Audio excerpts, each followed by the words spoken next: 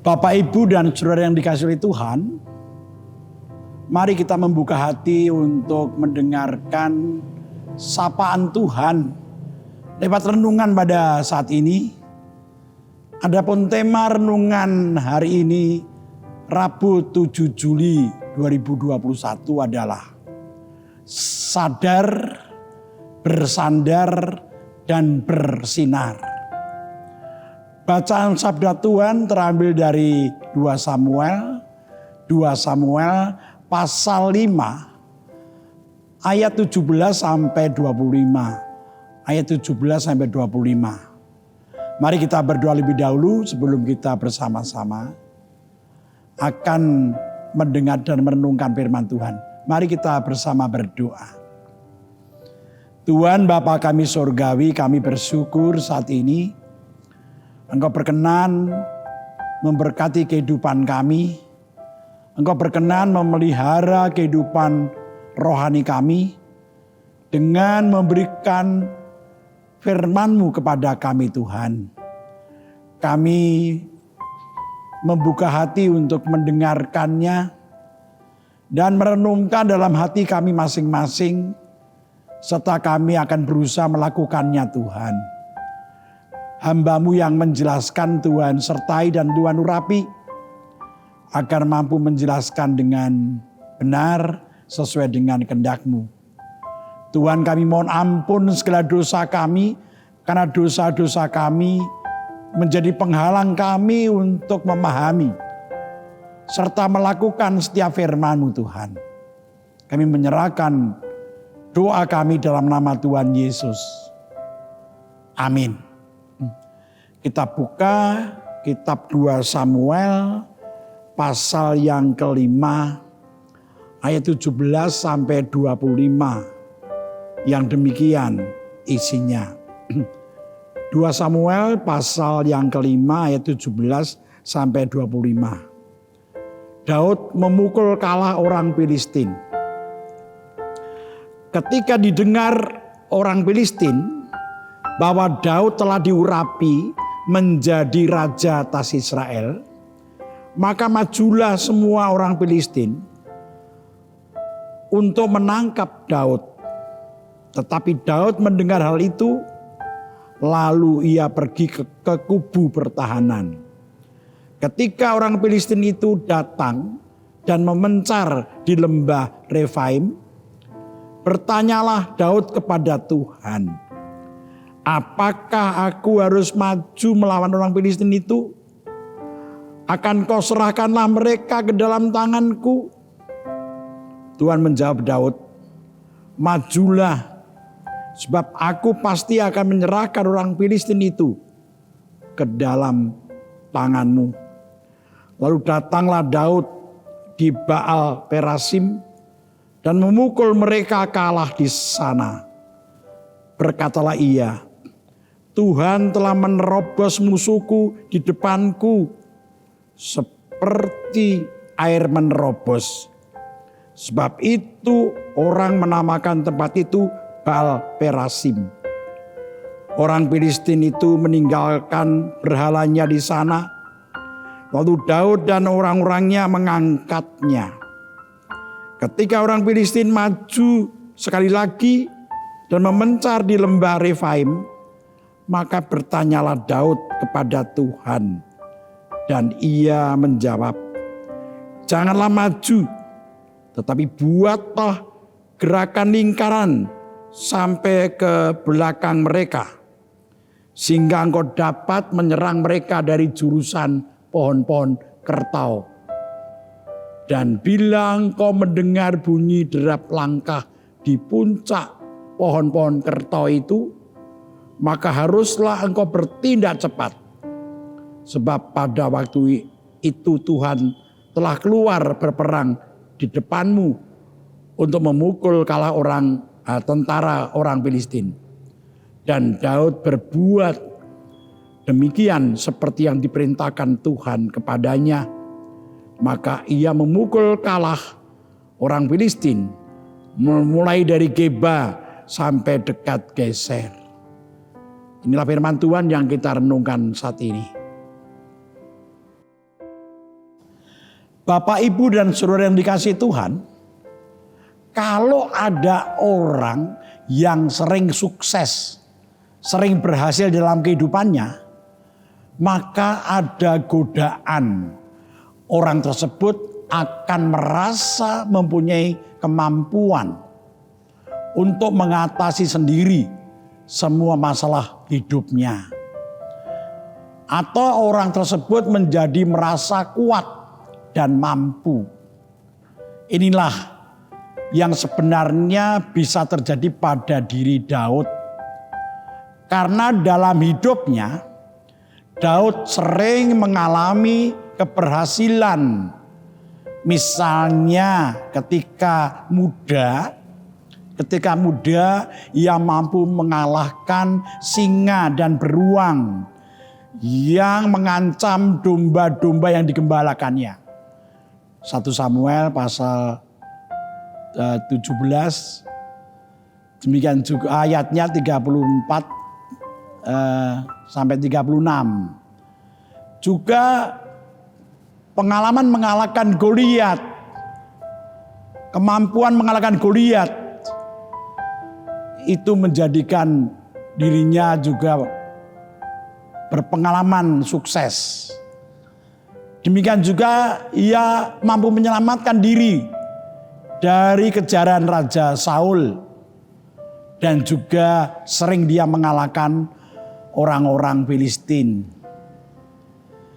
Inilah yang sebenarnya bisa terjadi pada diri Daud, karena ini bisa menjadi cobaan bahwa dirinya mampu mengatasi semua masalah yang dihadapinya. Dan ini menjadikan dia merasa kuat dan mampu. Demikian juga Daud ternyata bahwa dia pada saat itu mempunyai kedudukan.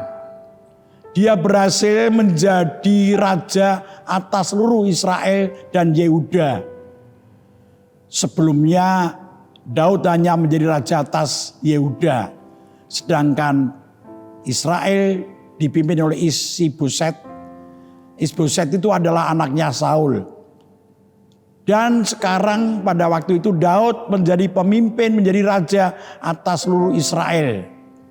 Jadi ada dua hal yang bisa menggoda Daud untuk merasa mampu, untuk merasa kuat, dan mampu mengatasi masalahnya sendiri.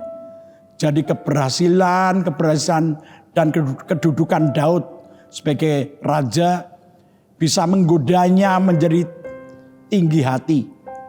Tinggi hati dan merasa mampu mengatasi sendiri semua masalah hidupnya. Bapak, Ibu, Saudara yang dikasihi Tuhan, ternyata Daud tidak jatuh pada sikap seperti itu. Ia sadar bahwa keberhasilannya selama ini adalah karena semata-mata pertolongan dan berkat Tuhan.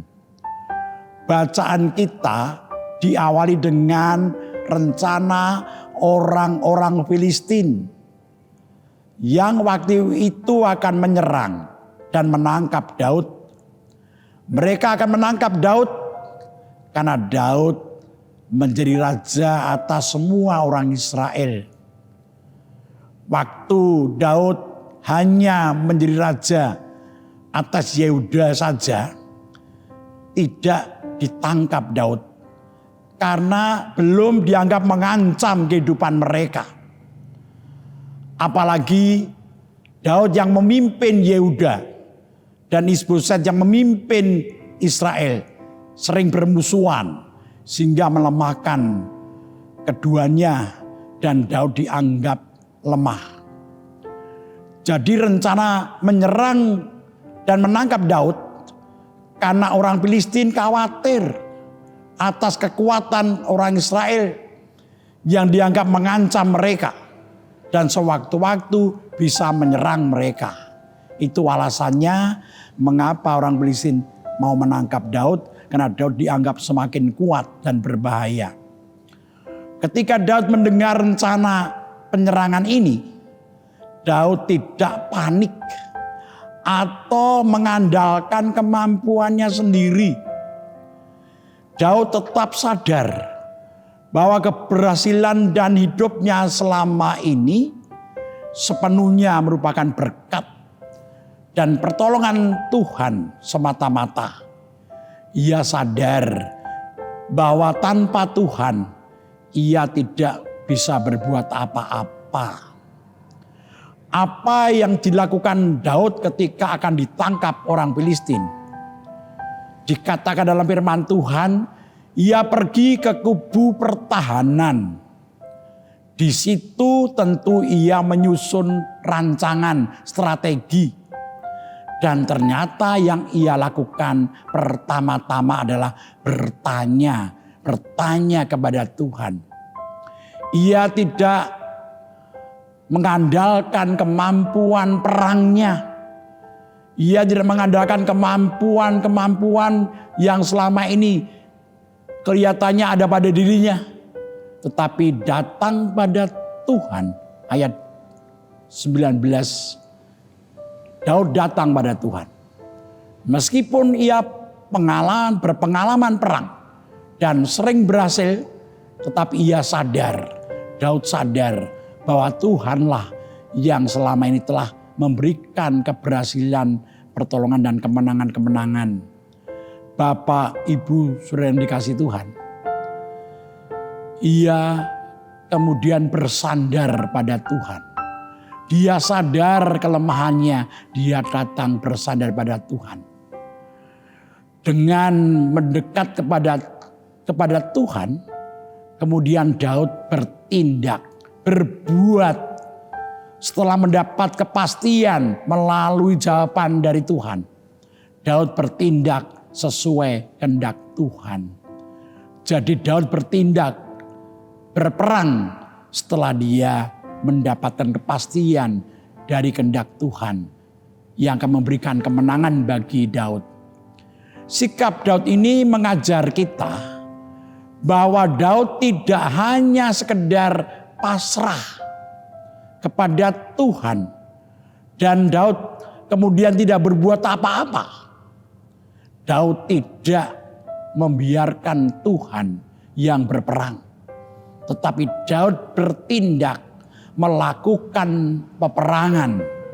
Hanya saja peperangan yang dia lakukan, tindakan yang dia lakukan berdasarkan pada kehendak Tuhan. Inilah yang mengajar kita semuanya, mengingat kita semua bahwa sebenarnya kita ini tidak harus hanya bersandar pada Tuhan tanpa berbuat apa-apa. Kalau kita ingin mohon pada Tuhan, bersandar pada Tuhan untuk diberikan kesehatan, dibebaskan dari virus COVID, dari penderitaan hidup, kita harus berbuat, kita harus bertindak. Tetapi yang kita lakukan haruslah berdasarkan kehendak Tuhan, bukan kehendak kita sendiri. Jadi janganlah kita mengandalkan kekuatan kita sendiri. Kita tetap berbuat, berusaha mengatasi masalah-masalah kita. Hanya saja dalam berbuat, berusaha, kita harus terus bersandar pada kehendak Tuhan, bukan berdasarkan keinginan kita sendiri. Bapak, Ibu, saudara yang dikasihi Tuhan, Daud berhasil mengalahkan orang Filistin. Daud mendapat kemenangan, keberhasilan. Tetapi ternyata orang Filistin tidak menyerah. Mereka kembali menyerang orang Israel. Ketika itu Daud tidak menghadapinya dengan mengandalkan strategi yang sudah dipakainya tadi. Daud datang pada Tuhan lagi. Dia bertanya pada Tuhan lagi, ayat 23. Ini mengajar kita bahwa setiap saat kita menghadapi masalah, kita harus selalu datang pada Tuhan. Jadi meskipun masalah kita itu kadang-kadang mirip atau sama. Seperti Daud, masalahnya sama, diserang orang Filistin. Tetapi dia tidak memakai cara yang sama. Tetapi dia datang pada Tuhan. Jadi intinya firman Tuhan tadi mengajar kita untuk selalu datang dan bertanya pada Tuhan. Selalu menghampiri Tuhan. Kita sadar akan kelemahan kita. Lalu kita akan mau bersandar kepada kuasa dan kasih Tuhan. Maka Tuhan pasti akan memberikan keberhasilan. Memberikan jalan keluar bagi kita semuanya. Meskipun keberhasilan yang kita terima dari Tuhan tidak selalu seperti yang kita inginkan. Tidak selalu sama dengan yang kita harapkan. Tetapi Tuhan pasti memberikan keberhasilan. Maka dengan itu kita sadar akan keterbatasan kita. Lalu mau bersandar pada Tuhan. Maka hati kita akan bersinar. Karena mendapatkan keberhasilan dari Tuhan. Tuhan berkati kita semuanya. Amin.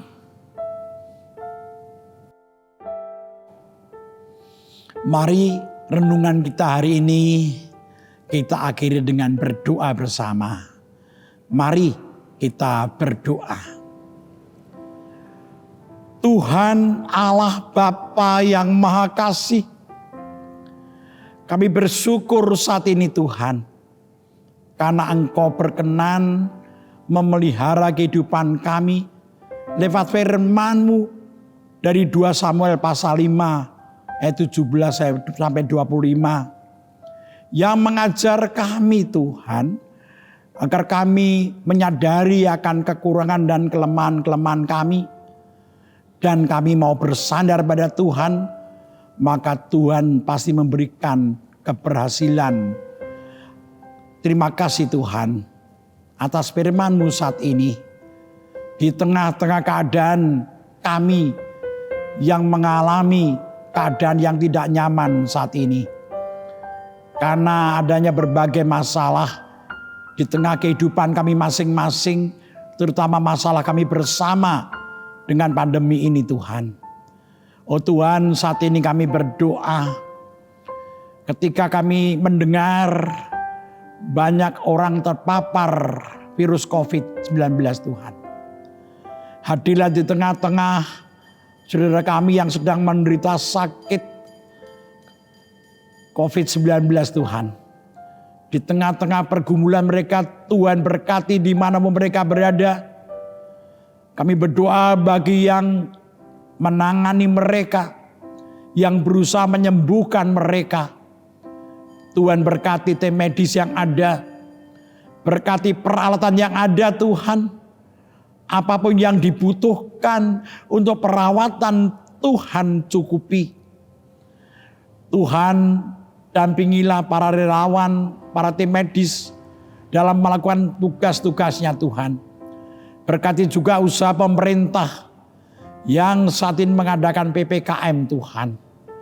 Engkau sadarkan masyarakat agar masyarakat juga mematuhi PPKM ini.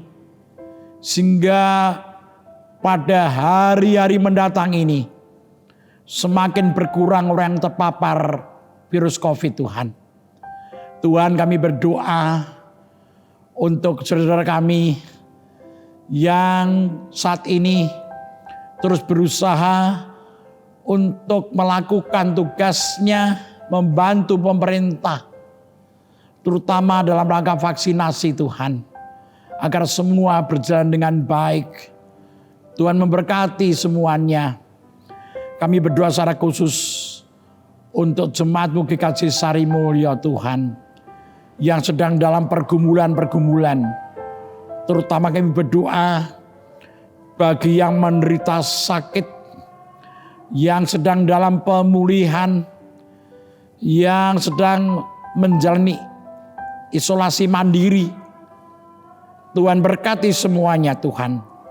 Kami berdoa untuk Bapak Ibu Priyono, Ibu Ami Birowo, Bapak Jonathan Purwoko, Ibu Lawiem Suparman, anak Moresa, Saudari Husiana, Bapak Sudarsono, Bapak Wilson Siagian, Bapak Ngatimin, Bapak Ibu Budiandono, Ibu Naomi Yaswantari, Bapak Warsito Utomo, Ibu Siwiati, Bapak Rasdiman, keluarga Bapak Prakoso Dewandono, keluarga Bapak Sunarto Saputro, keluarga Bapak Ridya Primandoko, Bapak Stiantono, Bapak Labardio, Bapak Roswinda, Saudara Yunan Widiatmoko, keluarga Bapak Menteng Gohong, keluarga Bapak Ediono, dampingi dan berkati semuanya yang sedang dalam pemulihan, yang sedang menjalani isolasi mandiri Tuhan. Kami juga berdoa yang sudah lanjut usia, dampingilah di tengah kelemahan tubuh mereka. Kami berdoa untuk Ibu Rusmiati Buyung, Ibu Sarno, Ibu Tugira Sariman, Ibu Timangun Sentono, Bapak Seso Prayitno, Bapak Saharun, Ibu Esther Subianto, Ibu Joyo Pawiro, Bapak Sadal Paulus, Bapak Christian Dauribu, Bapak Elias Sariman, Ibu Mardi Utomo, Ibu Waginah Paijo, dan yang lain yang sudah lanjut usia. Kami menyerahkan ke dalam tangan-Mu juga seluruh jemaat-Mu GKJ Sarimulyo. Tuhan berkati satu persatu, Tuhan lindungi dari virus COVID ini. Yang sedang mengalami pergumulan-pergumulan, yang sedang mengalami hambatan-hambatan dalam kehidupannya, terutama anak-anak kami, saudara-saudara kami, yang sedang menyelesaikan studinya, Engkau berkati semuanya. Bapa, kami menyerahkan seluruh doa kami Tuhan. Di dalam nama Tuhan Yesus penebus kami berdoa. Amin. Demikian renungan hari ini. Sampai bertemu kembali pada waktu kesempatan yang lain. Tuhan memberkati. Shalom.